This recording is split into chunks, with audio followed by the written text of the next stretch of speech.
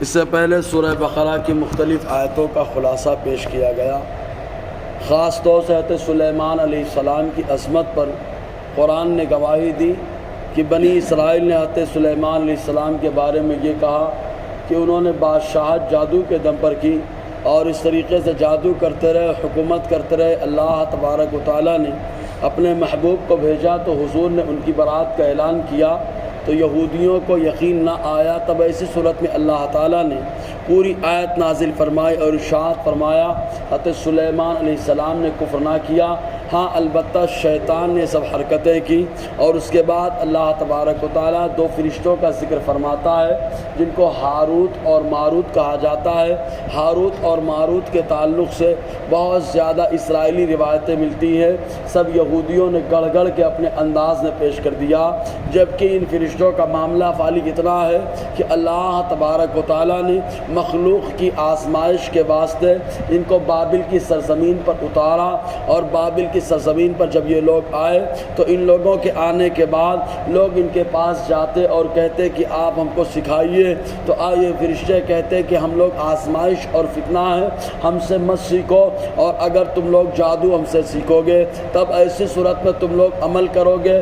تو کفر کر بیٹھو گے، اس لیے کہ وہ جادو جو کفر پر مشتمل ہو تو بلا شبہ ایسی صورت میں جادوگر کو قتل کرنے کا حکم ہے کہ اگر بادشاہ اسلام ہو تو وہ جادو جو کفر پر مشتمل ہو تو ایسے جادوگر کو قتل کر دیا جائے، اور ایسا جادو جو آدمی کے جو کفر پر مشتمل نہ ہو، ہاں البتہ اتنی بات ضرور ہے کہ آدمی کو جو ہے کفر کی طرف لے جا رہا ہو تو ایسا آدمی ڈاکو کے حکم میں ہوتا ہے، بادشاہ اسلام اس کے بارے میں جو چاہے وہ فیصلہ کرے۔ تو بہرکیف ان لوگوں کے بارے میں بہت ساری اسرائیلی روایتیں، جیسے یہ کہ وہ لوگ جو ہے زمین پر جب اللہ تعالیٰ نے ان دونوں کو ہاروت اور ماروت کو اتارا، چونکہ فرشتوں کا کہنا یہ تھا کہ انسان زمین میں خوریزی کرتا ہے، فساد بپا کرتا ہے، ہم لوگ ایسا نہیں کر سکتے ہیں، چنانچہ اللہ تبارک و تعالیٰ نے ارشاد فرمایا چن لیجئے اپنے میں سے دو فرشتوں کو اور ان کے اوپر جو ہے انسانی معاملات ڈال کر کے زمین پر اتارا جائے۔ چنانچہ جو ان فرشتوں نے ہاروت اور ماروت کا انتخاب کیا، اور اس کے بعد ان لوگوں کے اندر جو ہے فرشتوں کے انسانی اوصاف کو ڈالا گیا، انسانی خواہشات کو ڈالا گیا، اور ڈالنے کے بعد زمین پر جب اتارا گیا، یہ بابل کی سرزمین پر اترنے کے بعد اللہ تبارک و تعالیٰ نے جو ارشاد فرمایا تھا کہ انسان جیسا بھی اللہ تبارک و تعالیٰ کی عبادت کرتا ہے، انسان کے پاس خواہشات اور عقل ہونے کے باوجود اللہ تعالیٰ کی عبادت کرتا ہے، اگر عقل کا کما کوئی استعمال کرے تو فرشتہ صفت ہو جاتا ہے، خواہشات کا استعمال کر کے کبھی جانور سے بھی بدتر ہو جاتا ہے۔ تو اللہ تبارک و تعالیٰ نے تمام اوصاف کو ڈال کر کے جب اتارا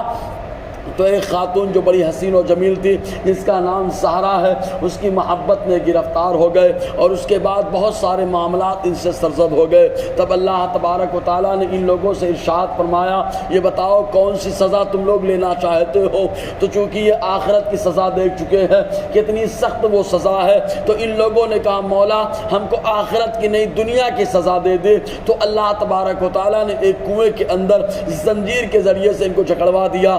یہ سب اسرائیلی روایتیں ان کے بارے میں ملتی ہے۔ بس اتنی بات ضرور ہے کہ آقا علیہ السلام کے اوپر جو قرآن اترا، قرآن اتنا کہتا ہے کہ لوگوں کی آزمائش کے لیے ان فرشتوں کو اللہ تبارک و تعالیٰ نے بابل کی سرزمین پر اتارا، چونکہ فرشتے معصوم ہوتے ہیں، ان کے بارے میں تب تک گفتگو نہ ہو جب تک کوئی صریح حدیث یا آیت نہ مل جائے۔ اللہ تعالیٰ ارشاد فرماتا ہے وَمَا أُنزِلَ عَلَى الْمَلَكَيْنِ بَابِلَ هَارُوتَ وَمَارُوتَ، اور وہ جو اتارا گیا دو فرشتوں پر،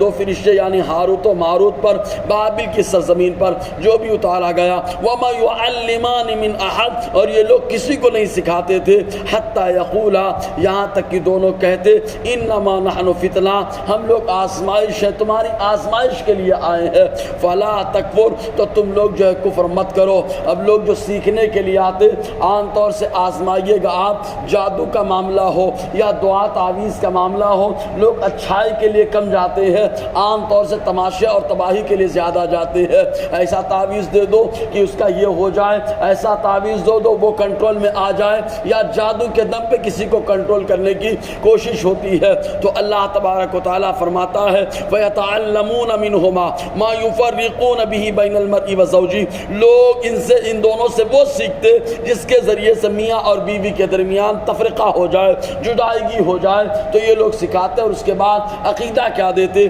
انشاءاللہ اس پر روشنی رہے گی۔ اللہ تعالی ہم سب کو فیضان قرآن، برکات قرآن سے مالا مال فرمائے۔